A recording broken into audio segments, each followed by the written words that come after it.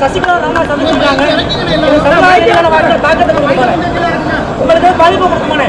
ஊடகத்தை சேர்ந்த நீங்க தான் சொல்லணும் சார். தொகுதி பங்கீடுங்க சார், இன்னும் பேச்சுவார்த்தை துவங்காம இருக்கும். தொகுதி பங்கீடு கவலைப்படாதீங்க, விரைவாக சுமூகமாக தொகுதி பங்கீடு என்டிஏவில் முடிந்துவிடும். தேசிய ஜனநாயக கூட்டணிக்கு விஜய் வருவதா சொல்றாங்க, வருவாரா? தேசிய ஜனநாயக கூட்டணியில விஜய் வந்து இடம்பெறுவார்னு சொல்றாங்க, வருவாரா? அதுக்கான பேச்சுவார்த்தை போகுதுங்களா? எந்த ஒரு கூட்டணியும் பலப்படுவது சிறப்பாக இருக்கும். ஒரு கூட்டணியும் மேலும் கட்சிகள் வந்து பலப்படுவது ஒரு சிறப்பான விஷயம். இப்போ திமுக போறவங்க ரோட்ல போறவங்க, தபால் போட வந்தவங்க, ஸ்விக்கியில கொடுக்க வந்தவங்க எல்லாரையும் கட்சியில சேர்த்து அவங்களுக்கு சீட்டு கொடுக்குறாங்கல்ல, கூட்டணியில சேர்த்து. அது மாதிரி அம்மா புரட்சி தலைவர் காலத்தில் மந்திரி பதவிகள், பொருளாதார வளர்ச்சிகளை பெற்றவர்கள்லாம், கலாவதியானவர்கள் எல்லாம் அங்கே சேர்த்து சீட்டு கொடுக்குறாருல திமுக. அவர்களே அப்படி செய்யும் பொழுது என்டிஏ கூட்டணி வலுப்படுவது தமிழ்நாட்டிற்கு நல்லது. அவரு கொள்கை எதிரி, விஜயோடைய கொள்கை எதிரின்னு பாஜக சொன்னாரு, அதனாலதான் வருவாராங்கிறது.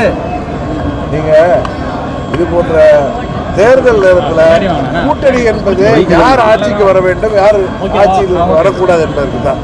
அது ஒரே இதுதான். மற்றபடி ஒரே கொள்கை இருக்கிறவங்கெல்லாம் ஒரே கட்சியாக இருந்திருப்பில்ல. அது மாதிரி எதிர்கொள்கை இருப்பவங்க இப்போ காங்கிரஸ் கம்யூனிஸ்ட் சேரலையா கூட்டணியில்? அது மாதிரி தான் பல கட்சி. எப்படி சார் அப்போ ஷேர் எப்படி சார் பண்ணுவாங்க? அவங்களுக்கு பவர் எப்படி ஷேர் பண்ணுவாங்க? அவரே பவர். நான் வந்து எங்கள் கூட்டணி இன்னும் பலம் பெற வேண்டும் என்ற விருப்பத்தில் சொல்கிறேன். மற்ற விஷயங்களும் அண்ணன் இபிஎஸ் அவர்களும் பாஜகவின் டெல்லியை சேர்ந்த தலைவர்களும் எடப்பாடி பழனிசாமி தனிப்பெரும்பான்மை ஆட்சி அமைப்புன்னு சொல்லிட்டு இருக்காரு. அந்த கருத்தை எப்படி நான் பார்க்குறேன்? எங்கள் விருப்பமும் ஏடிமிக்க பெரும்பான்மையோடு ஆட்சி அமைக்க வேண்டும் என்பது உங்க சார்பு நிற்கிறவங்க அமைச்சரவையில் பங்கு பெறுவார்.